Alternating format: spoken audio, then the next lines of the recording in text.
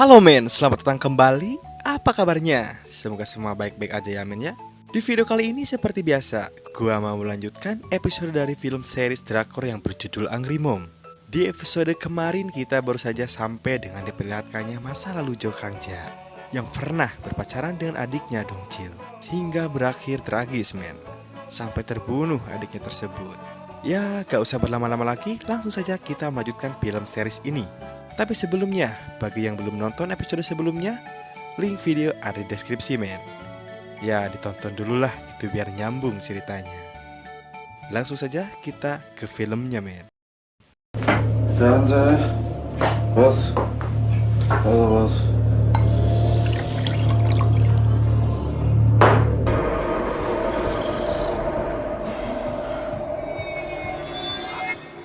Di awal film kita diperlihatkan dengan Jo Kangja yang hampir ketahuan ketika ia mengintip Gobokdong dan Dongchil di sebuah tempat karaoke. Namun untungnya ada Pak Wali kelas yang kebetulan sedang berada di tempat tersebut.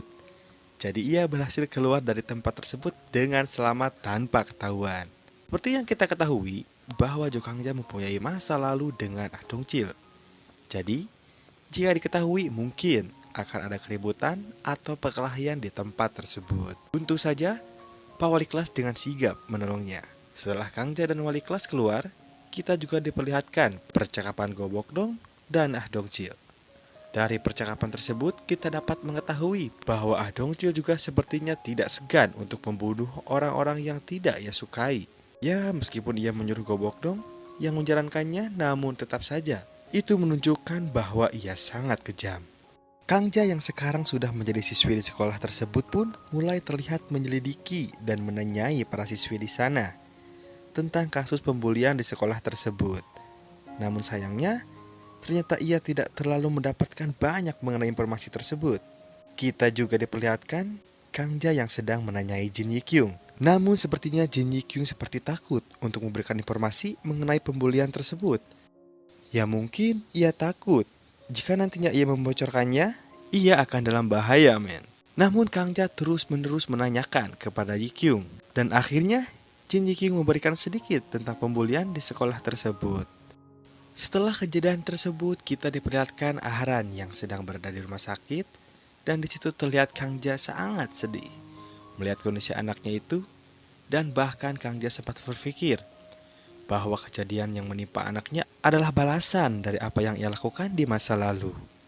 Saat ia sekolah, karena dulu ia terlihat sangat kuat di sekolah, bahkan mempunyai sebuah geng gitu men.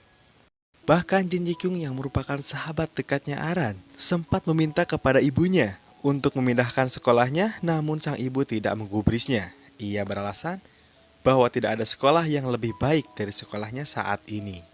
Namun Yikyung yang mungkin sudah tidak kuat dengan bulian yang didapatkan kepadanya maupun kepada sahabatnya, ia memutuskan untuk membuat aduan ke situs pengaduan pendidikan Seoul yang berharap dengan membuat laporan tersebut, pembulian di sekolahnya akan berhenti dan tidak ada lagi. Sementara kita diperlihatkan dengan Hong Sang-tae dan ayahnya yang sedang makan-makan. Dan ada asisten pribadi ayahnya yang memberikan surat dari ibunya Hong Sang-tae yang sedang di Amerika. Ternyata keluarga mereka juga tidak seharmonis yang kita kira. Ternyata sang ibu ingin bercerai dengan ayahnya Hong Sang-tae. Terungkap ketika sang asisten sedang membacakan surat dari ibunya Hong Sang-tae yang ada di Amerika, namun sang ayah sepertinya tidak ingin bercerai. Bahkan ia meluapkan kekesalannya dengan melempar sesuatu ke arah asistennya yang membuat sang asisten terluka. Tetapi ia tidak merasa bersalah atas apa yang sudah dilakukannya. Apalah daya seorang asisten, hanya diam dan mendapatkan perlakuan tersebut karena ia hanyalah seorang pegawai. Bahkan ternyata itu bukan kejadian pertama ia mendapatkan luka tersebut. Ternyata di tubuhnya banyak bekas luka yang memungkinkan perbuatan bosnya tersebut men. Setelah itu kita diperlihatkan dengan sebuah acara pertemuan dewan sekolah. Ya pokoknya petinggi-petinggi sekolah gitu loh. Namun adanya sebuah adegan yang dimana asisten dan salah satu petinggi sekolah yang terlihat sangat dekat, yaitu Pak Guru kita, Pak Dojung. Bahkan mereka mempunyai suatu rencana apakah yang akan terjadi men. Pak Guru Dojung itu terkenal sangat baik dan humble kepada anak muridnya. Ia dulunya adalah seorang guru etika ya men, guru BK lah kalau gak salah, yang naik pangkat jadi tangan kanannya ketua yayasan men, ayahnya Hong Sang-tai. Jika dapat disimpulkan dari kejadian tersebut, mereka seperti tidak suka dengan ketua yayasan, sehingga mereka menyusun suatu rencana, entah apa rencana mereka. Kita masih belum diperlihatkan men. Dan mereka juga terlihat saling menyukai satu sama lain. Ketika ia sedang bermesraan, tiba-tiba Ah Dong-chil datang dan menyuruh mereka untuk menghadap ketua yayasan karena ada suatu masalah. Ternyata masalah tersebut ialah ada seseorang yang melaporkan kasus pembulian ke situs pengaduan pendidikan Seoul, sehingga pihak sekolah dimintai keterangan. Jika kalian ingat, yaitu Jin Yi-kyung ketika ia meminta untuk pindah sekolah namun ia tidak diizinkan oleh ibunya. Setelah kejadian itu, ia sempat mengirimkan aduan ke situs tersebut, sehingga ketua yayasan meminta dirinya untuk menyelidiki karena ia tidak ingin namanya tersoreng oleh kasus tersebut. Setelah itu, diperlihatkan Jin Yi-kyung yang sedang menjenguk Aran, sahabatnya. Terlihat mereka sedang berbincang-bincang dan sedikit mengenang masa lalunya. Ketika itu, Yi-kyung dibully, ia merasa sangat sedih dan tidak bisa berbuat apa-apa. Namun waktu itu ia ditolong oleh Pak Dae-jung, sehingga ia sedikit lebih tenang. Dan ia pun terlihat sangat dekat dengan Pak Dae-jung tersebut. Namun kedekatan itu tidak berlangsung lama. Tetapi walaupun ia sudah tidak terlalu dekat dengan Pak Dae-jung, ia bertemu dengan Aran yang sampai sekarang menjadi sahabatnya. Dan Aran pun selalu membelanya walaupun hal tersebut sangat berbahaya bagi dirinya. Dan Yi-kyung pun mengungkapkan rasa terima kasihnya terhadap Aran yang sudah mau berteman dengan dirinya. Setelah itu, Jin Yi-kyung pun terlihat pergi, namun ia terlihat seperti akan melakukan sesuatu, namun kita masih belum diperlihatkan apa yang akan ia lakukan. Lanjut ke Jo Kang-ja yang tidak kenal menyerah. Ia memutuskan untuk beranjak bertemu Go Bok-dong di suatu tempat. Ia mencoba mengajukan beberapa pertanyaan, namun Go Bok-dong tidak menjawab satupun pertanyaannya Jo Kang-ja. Walaupun Jo Kang-ja sudah menanyakan hal tersebut dengan baik, bahkan sampai membuatkannya makanan, tapi tetap saja ia tidak mau menjawabnya. Dan ia pun terlihat pergi meninggalkan tempat tersebut. Namun tiba-tiba ia mendapatkan tugas untuk pergi ke sekolah. Karena pradewan sekolah yakin bahwa ada orang yang melaporkan kasus tersebut dan akan mencari barang bukti di suatu tempat di sekolah. Jadi Go Bok-dong ditugaskan untuk mengeceknya. Dan ternyata benar, Yi-kyung sedang berjalan menuju sekolah untuk mencari bukti tersebut.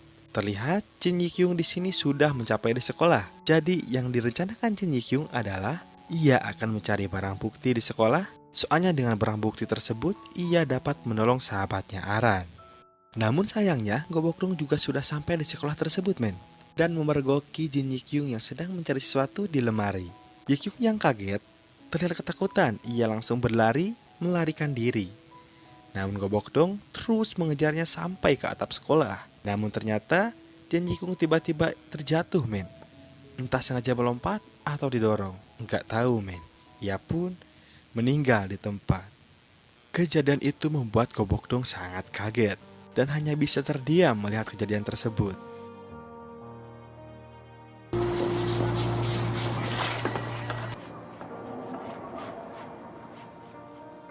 Di keesokan harinya, banyak pihak kepolisian yang sedang berada di tempat kejadian guna menyelidiki penyelidikan peristiwa tersebut. Ternyata sebelum kematian Jin Yi-kyung sempat menuliskan pesan bahwa ia sudah tidak kuat menerima bulian dari sekolah tersebut. Bahkan ia menyebutkan suatu nama. Nama tersebut adalah Go Bok-dong, sehingga Go Bok-dong ditangkap oleh pihak kepolisian. Namun tak sampai di situ, kepolisian juga melakukan otopsi pada jasadnya Jin Yi-kyung. Hasil otopsi bahwa Jin Yi-kyung sedang mengandung bayi 3 bulan men di dalam perutnya. Banyak sekali media yang bertanya-tanya serta menuntut pihak sekolah untuk menegakkan keadilan kepada anak ini. Sekolah saat itu sedang berduka dan kehilangan muridnya.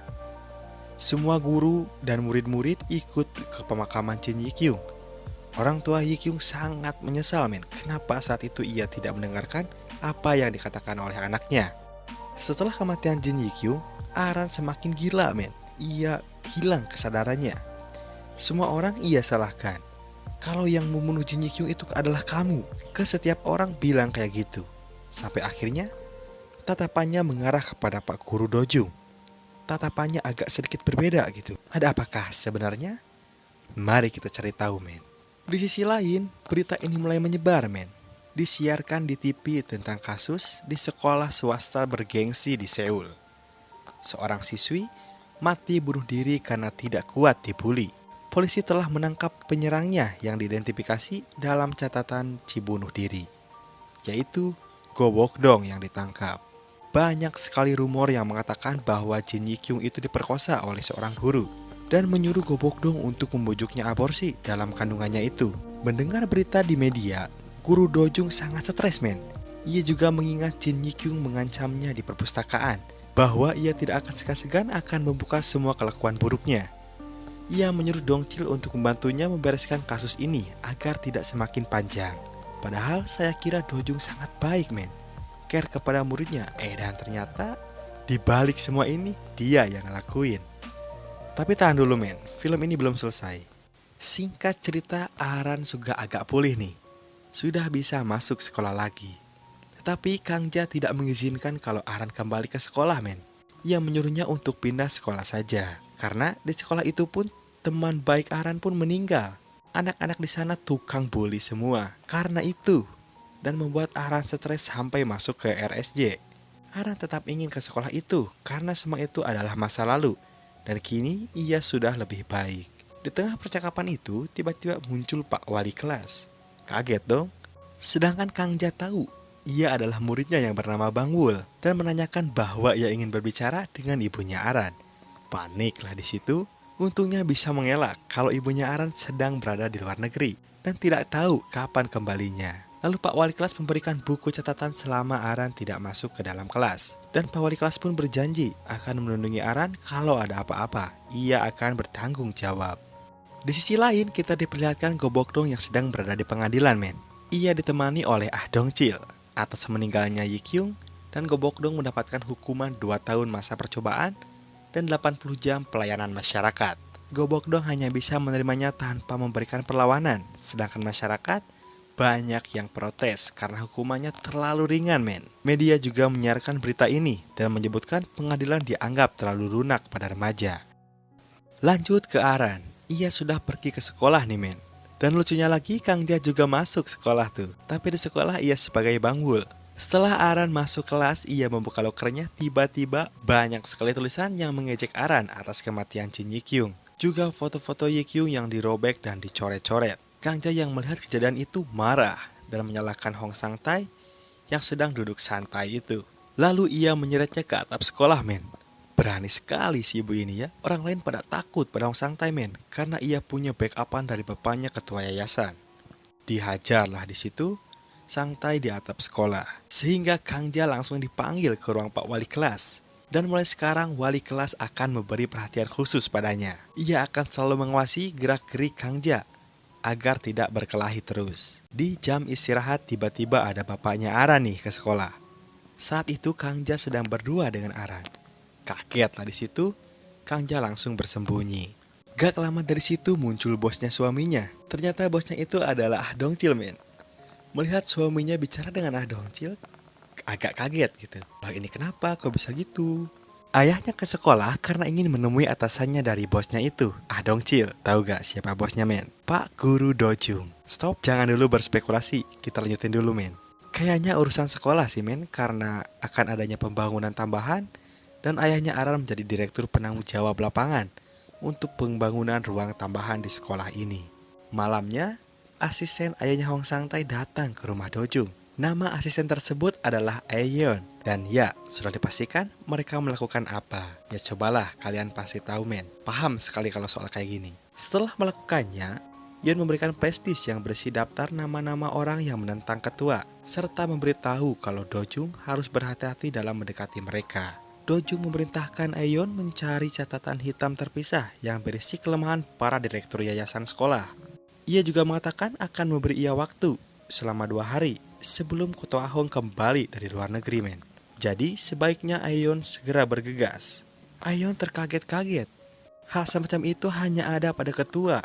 dan itu disimpan rapat-rapat di dalam berangkasnya. Besoknya, Yeon berusaha membuka berangkas pribadi Ketua Hong. Setelah mencoba beberapa password, tapi tidak ada yang berhasil, men. Yeon terpikirkan akan ulang tahun Sang Tai, tapi ia tidak begitu yakin, men. Lalu ia mencobanya, dan ternyata berangkas itu benar terbuka. Ia menemukan berangkas daftar PIP Yayasan Myeongseong. Lalu mengcopy data-data itu. Tiba-tiba Dongchil datang, men, dan memberitahu kalau Ketua Hong sudah sampai. Perkiraan ia pulang besok, ternyata ia pulang lebih cepat, men.